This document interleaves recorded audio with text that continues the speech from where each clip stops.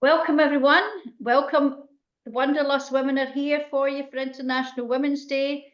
Leslie Benzie, Donna Campbell, and me, Linda Jackson. So this is a great day for women to celebrate. We hope to have this up a bit earlier, but life was very, very busy. So fabulous day out there, perished. But oh my God, the vision out my window of the sky is amazing. It's just lovely to look out. So I think that we're going to do this. We're going to just read a poem from contemporary poet and one from someone who's influenced us, who's no longer with us, and one of our own poems. So just a wee short. I hope you get a chance this evening to get a glass of wine and listen to some women talk women.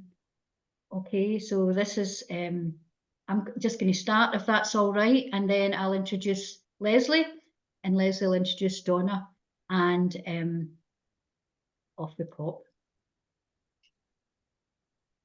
So, could I ask you lovely girls to mute until it's you that's on? Thank you. So, the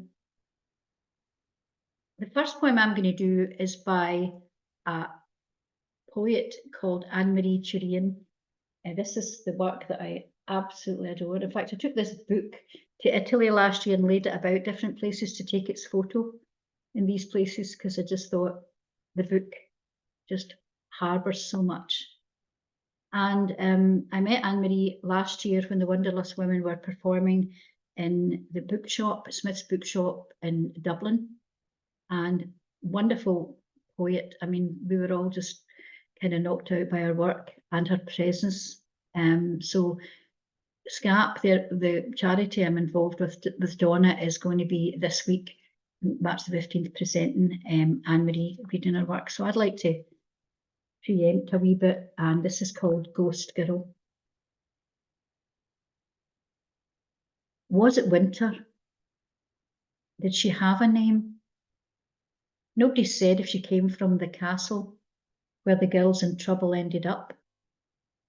Nobody brought her here to this threshold, willowy like a flame, and yet cold. She was 15 years old, maybe. Wait, was it she who wore that pink dress? Or was it I on the day my first lover left me a decade later? Memory is a curse that keeps on flowering. If you enter a home with a hawthorn sprig, death. If you uproot a hawthorn tree, death. Still the image remains. She is about to place her infant in the arms of my mother. My mother's arms are a moon by half. And nobody speaks now of the ghost girl. Nobody grieves, and the infant is gone, and the house is all sealed up like a dead girl's mouth. Wow, what a poem. So obviously with the various controversies surrounding the castle and places where unwed, unmarried, pregnant young girls went in Ireland, and it seems quite a lot of different parts of the world, but Ireland we've seen lots of in our media in the last 10 years. So on that mother and daughter thing we started, I thought we'd just have to revise the very well-known now cabinet. We're going to do a new poem from the new collection that I'm trying to get together, and indeed one of the ones the Wanderlust Women are trying to get together, but I can't do poems about mother and daughter and not do this. So this is called Mother and Daughter. Nancy Friday, my mother myself. What shall we tell our daughters, Melissa Ben? How should we instruct them about the world and men? Willow tree figures of mother and daughter, bought by a friend not long after to support me in my grief. But then came laughter when I remembered the legendary stories that bring you alive. My daughter and I share them, thriving on your efficacy, your one-off status, intelligence, wisdom, and complexity. You were a wee girl running in a waste of unweeded backcourts with no hand to hold. I know that. So your lesson to me was always resilience, back up straight, be a good soldier, get bloody well on with it, be a force of nature. The willow tree daughter looks up at her mother, and I ponder, how do we do that critical handover, discuss the diverse ways to be a woman in the still patriarchal order? The cabinet. And the cabinet's still available from Red Squirrel Press. Buy it.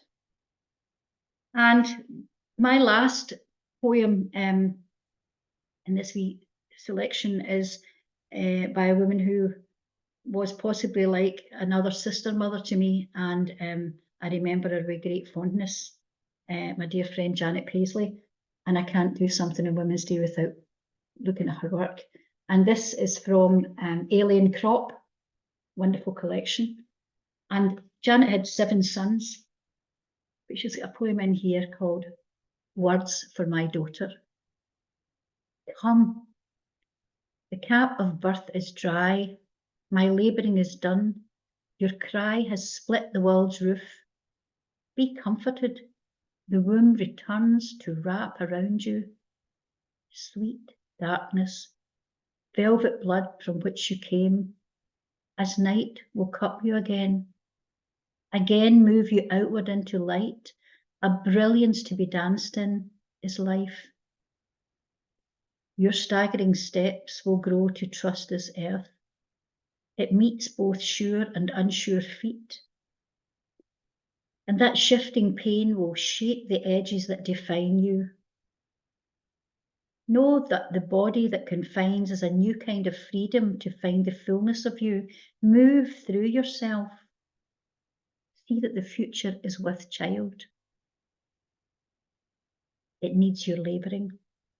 Be done with pasts. Walk away, I'll watch, and I'll guard your back, blinded by my own time. Go forward from the shadows mothers cast. As old women shrink, rich fruit seeds into the garden. I have been. Now you. So live. We have both shed our tears for miracles, for coming new. In birth sleep heavy at my breast, love child, first comes the dream, and then the making true. What a poem that is. Oh, so from there, we're going to go on over to Leslie. Leslie's another one of the Wanderlust Women. If you don't know that out there by now, the Wanderlust Women book has just been an amazing feature of our lives all last year, grown our friendship, grown our poetry, grown the madness significantly every place we go. So it's been wonderful, so wonderful. This year we're working on a new collection called Wanderlust Women Extra Baggage, and that'll be out in June. So I'm delighted and happy to introduce my great friend and fellow colleague. This is Leslie Benzie. Hello, happy International Women's Day, and like Linda, I'm going to do 3 poems. My first poem is from the wonderful Sheila Templeton. I was fortunate enough to be in this collaborative collection with her, Norland Lichts, and so this is a Doric poem, which I'm going to explain. One of Sheila's that, I mean, I love lots of Sheila's poems, she's a brilliant poet, but I'm going to explain 2 or 3 words just so that it's a bit more accessible for folk. So the first word is the title of the poem, and it's Disjaskit, which means dejected or broken down. Deval is one of the words which means pause, and Ben means mountain, and lift means sky. So this is a poem that Sheila wrote that was inspired by a TV news item showing people escaping from the Yugoslav wars of 2001. Someplace in my mind's eye, at my shoulder, he's aye there. That deval he taks, richt on the edge o a roch rodi, bearing itself up the glowering slap o a high wintry ben. His jackets are big for him, worshipped 20 years out of fashion. A grown man's jacket, bleachet grey like the lift, the day and the lowering clouds. He's going to be a big chiel, but his eye has that soft outline, that bonny sonsiness lunikies have just afore they grow.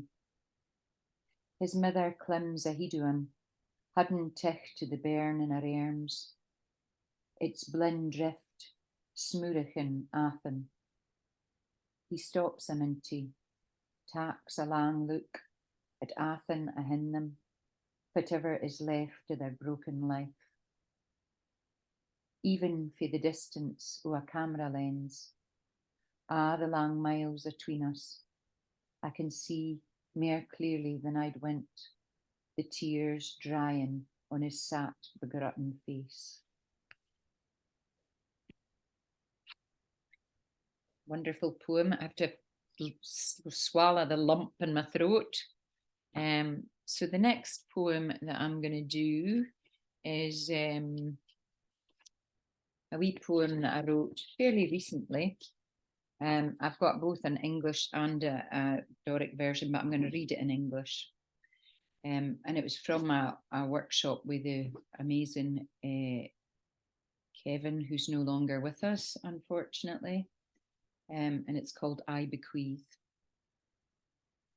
To my first ex-husband, I bequeath all the holiday postcards from him and his partner and her kids, stacked up and jammed between his pale brown teeth for him to chew over until gagging on papier-mâché, he has reconfigured them into all the birthday cards he never remembered to send his children.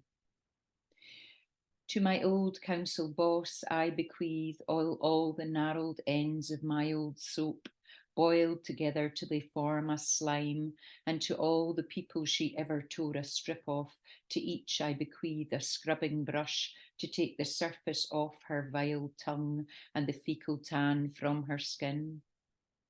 To the boy who nicknamed me Hippo and gave the bullies in school years of ammunition, I bequeath the razor of my wit to even several jagged scores across his heart.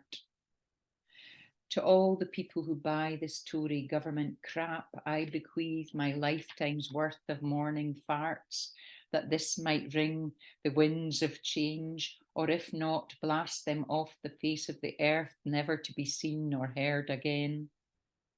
And though my dear father has passed, if he were still here, I'd bequeath all the low self-worth and a regurgitated barrowload of do as I say and not as I do, for all the violations that were unforgivable in me, but had to go without saying for him.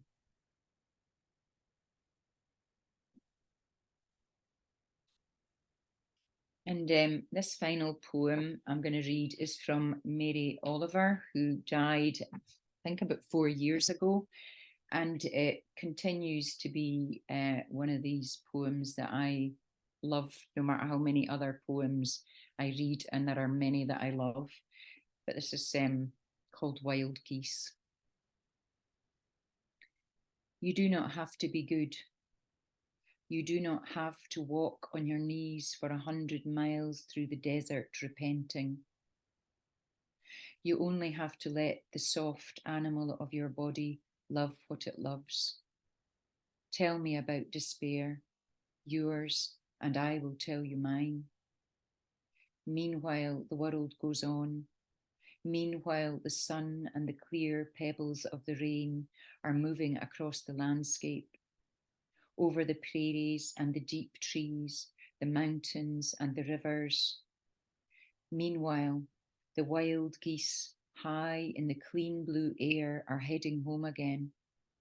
Whoever you are, no matter how lonely, the world offers itself to your imagination, calls to you like the wild geese, harsh and exciting, over and over announcing your place in the family of things.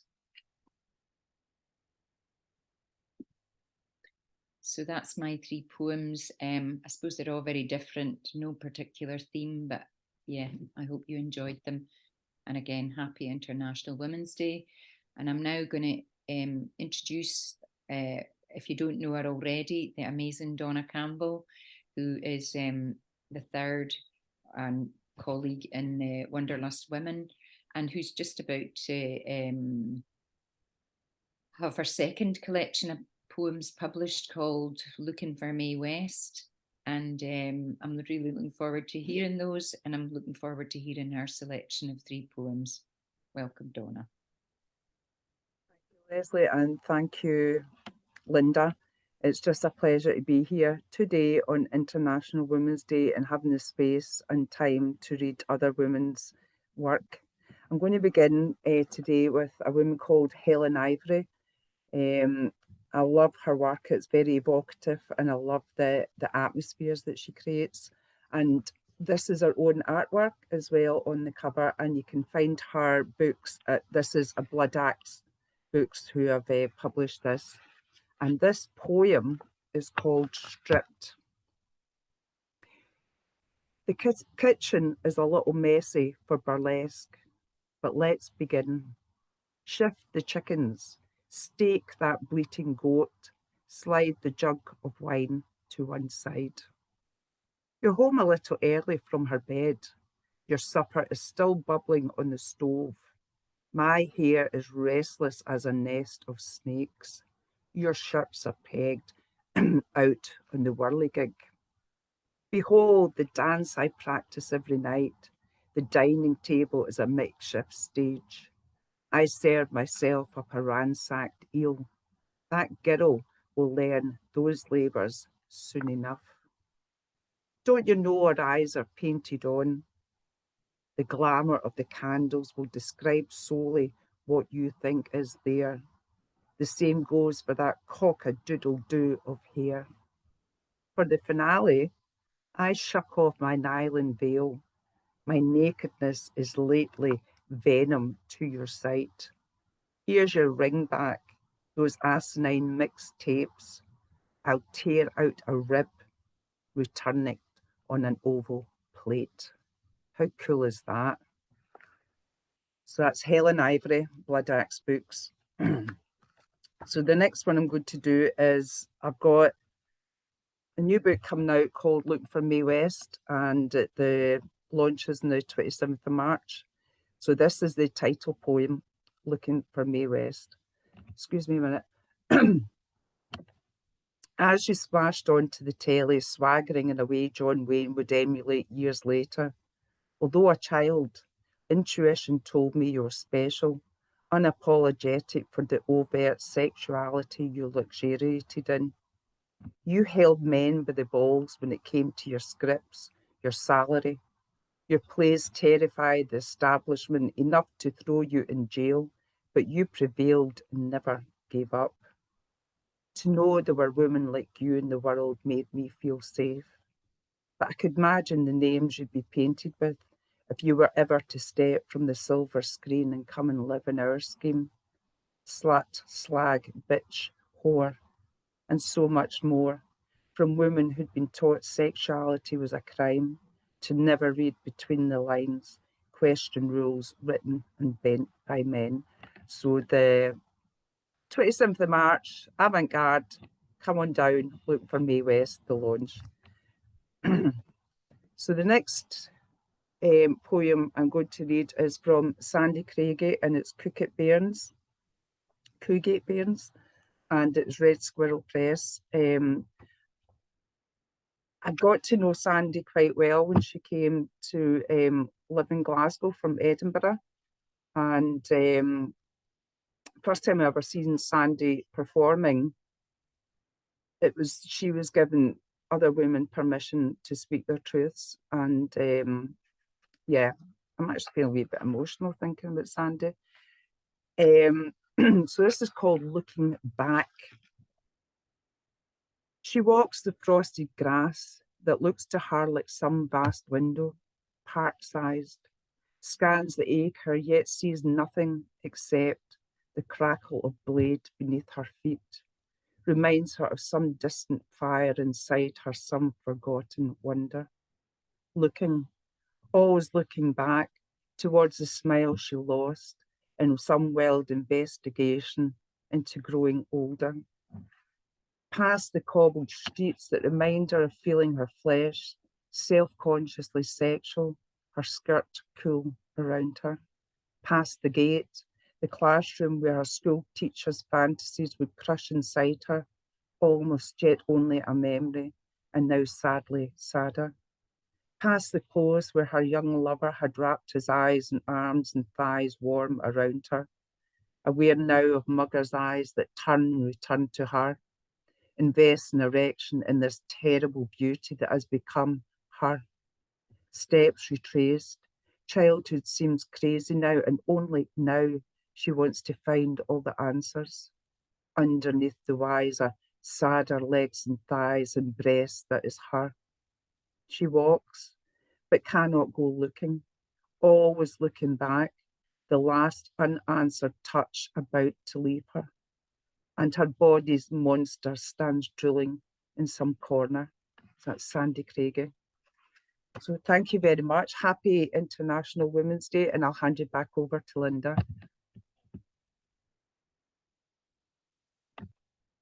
You're still muted, Linda. Sorry. That was just wonderful, actually. I must get a hold of that collection.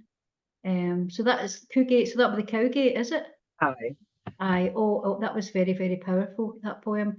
And I know of. I saw Sandy a couple of times, but I didn't know her like you did. And that poem nearly knocked me sideways. So I must. Red's Girl Press will still have it. I'm going to order it today when I go off. So that was just a nice wee short selection of poems. Actually, we're quite happy people, just to say that. They were quite, but actually we're quite happy girls, and we have quite a mad time of it. But I suppose you're just trying to read poems that have touched you, and maybe we just go out and be wild, and then we go home and be a wee bit morbidly sad or something, I don't know. But anyway, and Leslie, that poem, Lord Above, I did attend a workshop with Kevin. Actually, I'm now thinking, Donna, because one of the ones I was going to put in for my next set of Wanderlust Women is my bequeath poem. So I'll share it with Leslie, but I think, Donna, there's a task. That would be great if we had all that I bequeath and just put them for Kevin, would it? That'd be quite nice. Yeah, yeah. So I'll share mine with you, Leslie, and if that's what's giving you a wee task, Donna, you might already have your 3 ready, but I think it might be quite nice because I think everyone was really impressed by the many, many, many years of commitment he had to creative writing. It seems to be massive to anybody that knew him. I've spoken now to people that have worked under him for 30 years or worked with him 25 years in different aspects of his life, politics, and, you know, all side blown by him as a human being. But anyway, lasses, thanks very much, everybody, for watching us. And we're just planning our next escapes, and they're going to be far and wide, and we'll also be down in the pub. So join us for a drink. We'll be down in Avant-Garde, definitely together. Leslie will be reading as a guest at Donna's launch. And that's the 27th Avant-Garde in King Street. So I hope you'll come along. Meanwhile, enjoy reading as many women's poems today and the rest of the year. Good guys as well, especially Kevin Higgins. Bye. Good afternoon, everyone, and thanks for coming along. Thanks, Leslie and Donna.